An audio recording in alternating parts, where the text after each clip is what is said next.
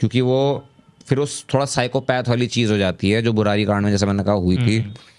उसका हम कुछ कर नहीं सकते भाई। कोई साला एक सनकी सरफिरा आदमी कोई निकल गया या औरत निकल गई, उसका किसी पे कोई कंट्रोल नहीं है, ठीक है। वो एक ही आदमी था जिसका सर फिरा हुआ था और पूरा घर लेके मारा था वो, ठीक है। यहाँ तो फिर भी चलो एक ही इंसान की बात है। यहाँ पे मेन मुद्दा ये है कि हम लड़के अब लड़कियों पे भरोसा कैसे करें।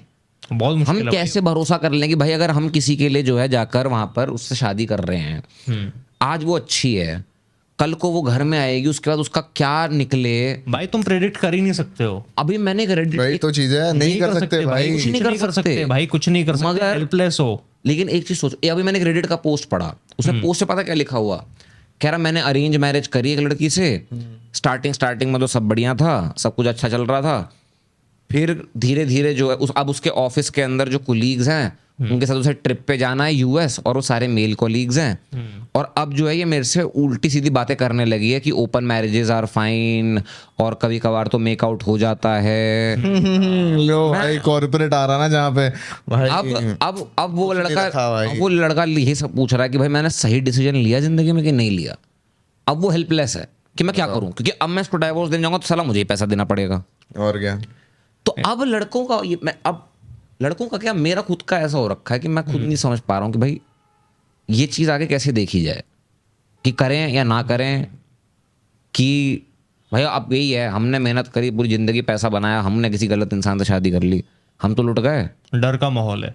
डर भी यार, ये छोड़ो, हम ट्रस्ट करना ही मुश्किल हो जाएगा। अगर देखो शादी करने के लिए मेजरली क्या चाहिए भाई, एक टाइम चाहिए होता है कि तुम एक पर्टिकुलर टाइम तक एक बंदे के साथ हो ताकि तुम उसको जान लो। भाई साहब ने 18 साल की उम्र में शादी करी तो ऑब्वियसली भाई दोनों एक दूसरे को जानते होंगे क्या है, इन एंड आउट अच्छे से पता होगा। तो फिर बाकी शादी करिए तो ये कह टाइम से एक दूसरे को जानते होंगे। ये कह सकते हैं कि नादानी में करिए तो छोटा दिमाग हो, लेकिन अगर ग्रो कर रहे हैं, 7-8 साल हो गए हैं शादी को, 6 साल की बच्ची है, तो ऑब्वियसली उनके अंदर दोनों के अंदर मैच्योरिटी तो आनी चाहिए ना।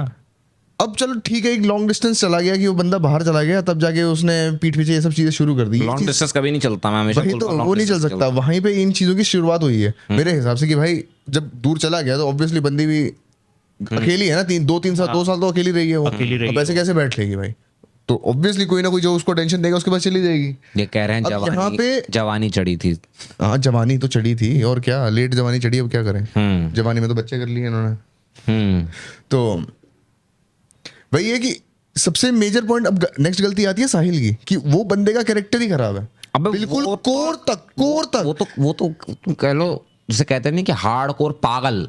अगर वो बंदा सिर्फ अफेयर तक ही रहता ना, जस्टिफाइड था भाई, लीगली भी जस्टिफाइड है, कर ले, कोई दिक्कत नहीं है, कोई कुछ नहीं कर सकता उसका।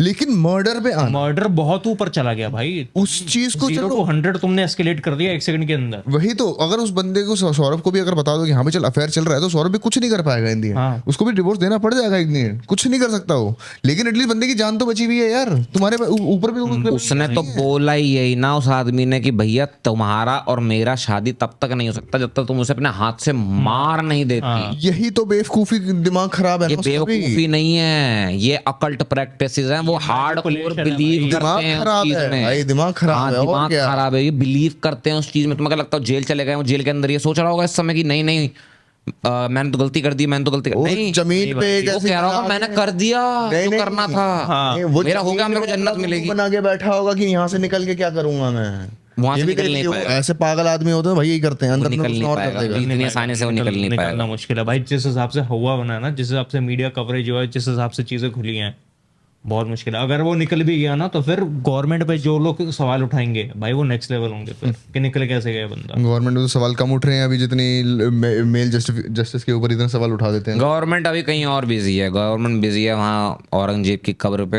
हाँ ये बहुत इंपॉर्टेंट चीज चल रही है भाई, ये पूरा अच्छा खासा ट्विटर फैला हुआ है इनके ऊपर। मैं पढ़ रहा था भाई, हंसते पागल हो गया 2-3 बार तो मैं। ट्विटर तो हम पे ही फैला हुआ है, क्या बोला अभी छोड़ो, यहाँ पे नहीं बोल सकते। तो अगर आपको ये क्लिप पसंद आई और आप कोई और क्लिप देखना चाहते हैं तो यहाँ क्लिक करें, और अगर आप पूरा शो देखना चाहते हैं तो यहाँ क्लिक करें।